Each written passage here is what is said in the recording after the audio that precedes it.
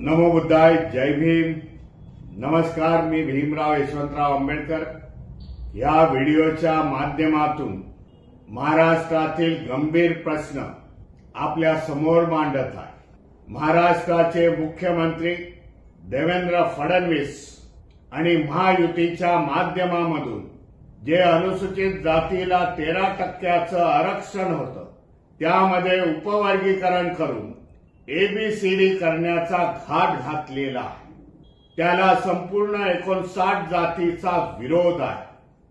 Doctor Babasaheb आंबेडकरांनी हा संपूर्ण समाज होमोजिनियस असं म्हटलं होतं. त्याच्यामध्ये त्यांनी उपजाती केल्या नव्हत्या, परंतु या सरकारच्या माध्यमामधून ह्या 59 जातीमध्ये तेढ निर्माण करण्याचा, त्यांच्यामध्ये वितुष्ट लावण्याचा, परस्परांमध्ये द्वेष भावना निर्माण करण्याचा डिसिजन ह्या महाराष्ट्र सरकारने घेतलेला आहे. त्याला आमचा विरोध आहे.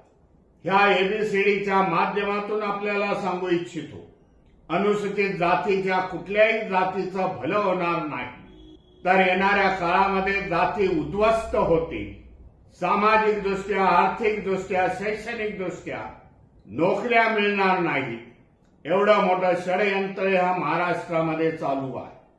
त्याला विरोध करण्यासाठी, महाराष्ट्र सरकारला जाब विचारण्यासाठी, महाराष्ट्र सरकारची हुकुमशाही मोडण्यासाठी येणाऱ्या 30 जून रोजी दुपारी 2 वाजता आझाद मैदान ते मंत्रालय येथे लाखोच्या संख्येने हजर राहून या सरकारला आपली ताकद किती आहे हे दाखवण्याचा आपला प्रयत्न असायला पाहिजे. हे जर उपवर्गीकरण जर पास झालं विधेयक, तर येणाऱ्या आपल्या भावी पिढ्या उद्ध्वस्त होतील.